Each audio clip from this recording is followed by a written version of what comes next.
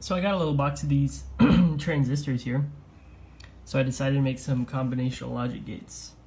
The most simple thing you could do with transistors, obviously, you give it a high input, and it gives a high output. So think of these button pushes as ones and zeros. When I'm pressing it, it simulates a 1 input, and when I'm not pressing it, it simulates a 0 input in computing. So a little step above that is what we call a NOT gate, or some people call it an inverter. And this gate will output a 1 as long as its input is 0. The second you input a 1 into it, it will output a 0. And then what we've got is an OR gate. An OR gate will output a 1 if any of its inputs are 1. So I've got two buttons here. Either one that I press makes the gate output a 1.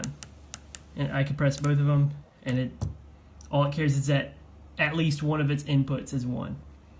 And then what we have is an AND gate. An AND gate will only output a 1 if all of its inputs are 1. So I've got two buttons here. Pressing one button doesn't do anything.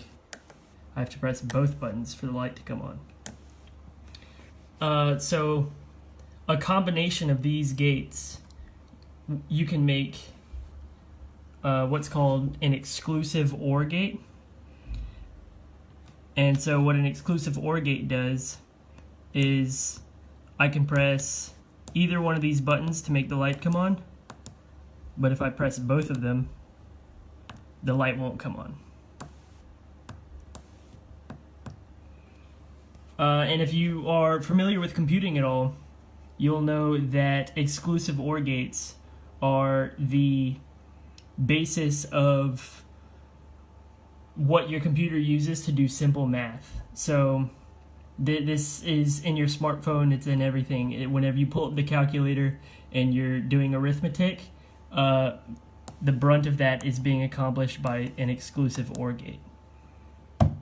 So yeah, that's pretty cool. So while I was trying to make a calculator, I realized that you wouldn't be able to do it with logic gates alone. For functions like multiplication and division, the way a calculator does that is it will say 8 times 7. What it'll do is it takes 8 and then it adds 8 to that 6 more times after that. So memory is important for that because the calculator needs to remember what step of the process it's on. It needs to know I've added 8 for the 5th time, there's only one more time after that, and then I output my value. So the most basic form of memory that I've learned to make is what's called a latch.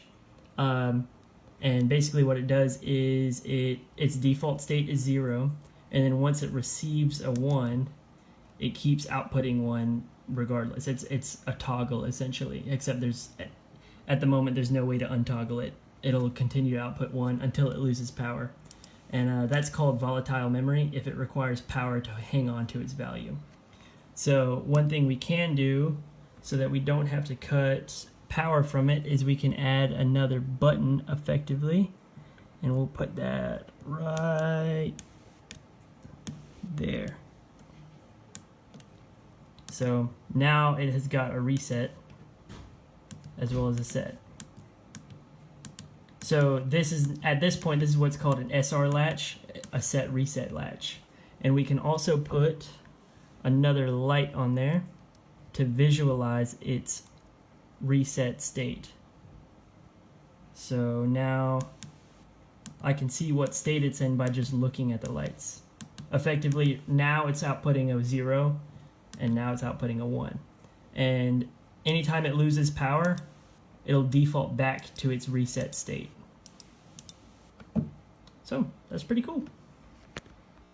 So while building a calculator, I realized that to have a computer that did any kind of multi-step processes, you would need a clock. And what the clock does essentially is every time it ticks, it increments to the next step of the process. So I talked about 10 times 7 being a 7-step process because it adds 10 to itself 7 times. well, each tick of the clock will execute that next step. And you'll even see on modern computers, you'll see that they have something called a clock speed.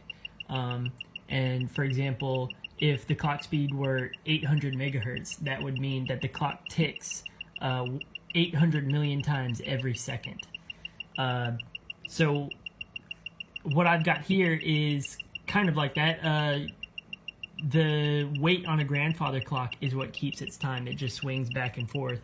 Well, on here, I've got these two capacitors right here, and they are essentially charging and discharging. And every time they discharge, that is a tick of the clock.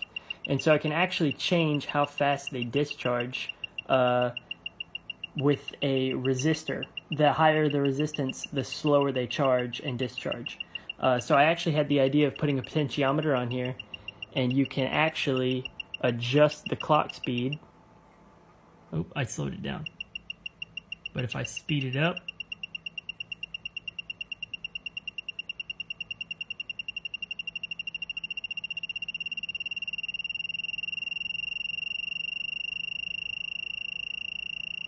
it'll eventually look like it's a solid light, but it's actually beeping faster than we can. If I turn it all the way up, you won't even be able to tell that it's flashing, but it's actually flashing so fast that you just can't see it. I've actually got the speaker covered with tape right here just because it's very annoying.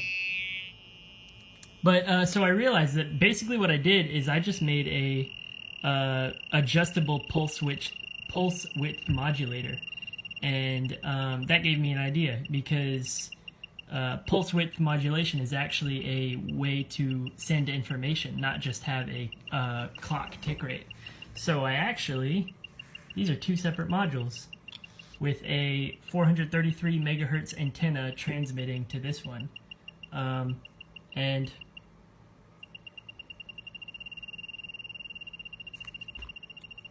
take this off so you can hear it. I can actually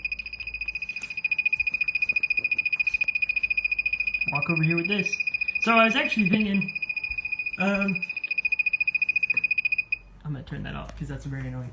That I could actually make a remote control car or something with this.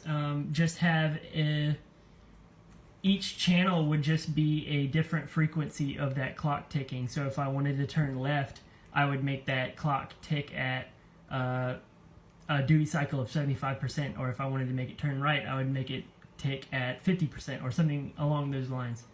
I was just pretty happy with that, so yeah.